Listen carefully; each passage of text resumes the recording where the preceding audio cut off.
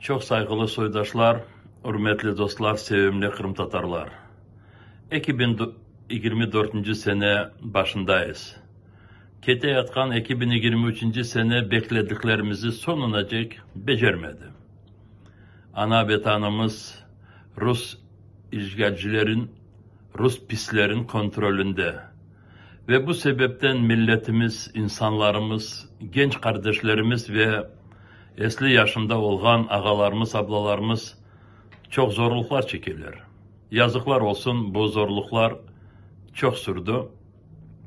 2 aydan sonra 10 sene olacak.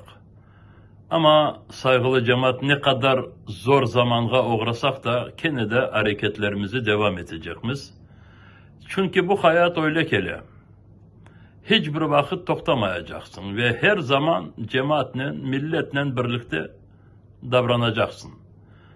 Elbette alıp bargan hareketlerimiz boş olmalıdır.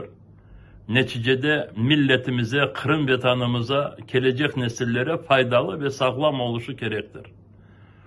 İşte 2023. sene devamında halkımızın geleceğini düşünen soydaşlarımız, olsun Kırım'da ya da Ukrayna'nın esas topraklarında yaşayanlar, olsun çeşitli diğer devletler sınırlarına mecbur varıp yerleşkenler ya da tarihi diasporamız vekilleri çok hizmetler yaptılar.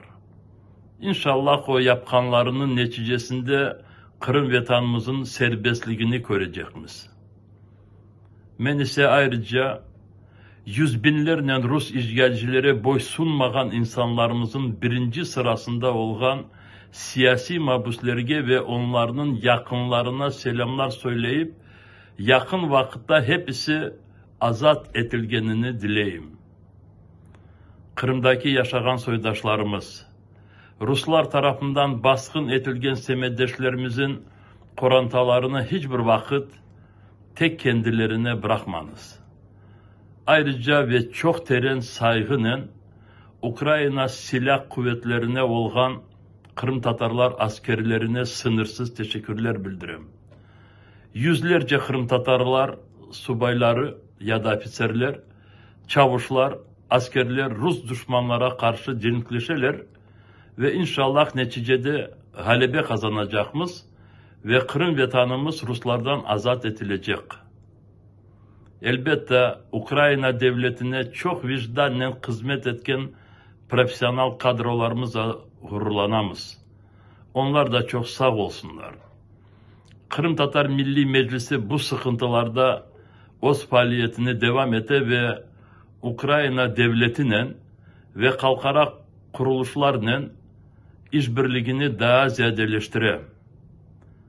2023. yılı devamında çok acılar da geçirdik.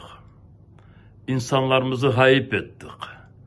Cenk'te öldürülen herkese Allah rahmet eylesin. İnşallah şehit oldular. Kırım'da ve sürgünlükte olgen dindaşlarımız da Allah'ın rahmetinde olsunlar. Saygılı dostlar, 2024. sene neler başımıza getirecek onu Allah Teala bilir. Bizler ise vatanseverliğimizi ve imanımızı saklayıp, kuvvetleştirip, milletimizin ve Kırım ana vatanımızın geleceğini düşünüp, hareketlerimizi daha çok ziyadeleştireyik. Rusya tarafından vakit necek işgal olungan Kırım'da yaşayan soydaşlarımız emin olsunlar. Kırım azat edilecek. İnşallah bunu 2024. seneden bekleyecek. Dünyanın çeşit ülkelerinde mecburi varıp çıkan soydaşlarımız şimdiden evge kaytmağa yollarını arasınlar, hazırlasınlar ve Kırım Ruslardan azat edilgenden hepimiz evimizge kaytayık ve Kırım'a sahip olmağa açılgan çareleri coymayık. Ayrıca Kırım Tatar yiğitlerimize ve erkeklerimize, şimdi Ukrayna silah kuvvetlerinde ayrı Kırım Tatar askeri birlikleri kuruldu. Sizleri o askeri birliklerde sıralar almasına çağıramız. Gerçekten de bu ağırlıklar çok sürdü. Ama etrafımızda olan denişmeler, Ukrayna devleti tarafından Rusya'nın baskınına yapılgan direniş, Kırım Tatar milleti tarafından saklanılgan birlik ve vatanperverlik, bütün dünya tarafından Rusya'ya karşı alıp barılgan davranışlar bizlerge çok büyük ümit verir.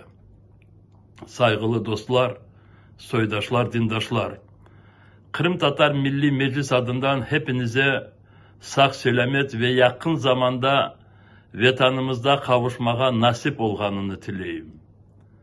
Keleyatkan 2024. sene milletimize, vatanımıza, hepimize hayırlı olsun. İnşallah Kırım vatanımız azat olacak ve bununla milletimiz için yanı ve bahtlı bir devir başlanacak. Ona hepimiz hazır olayıq. Konuşacak inşallah.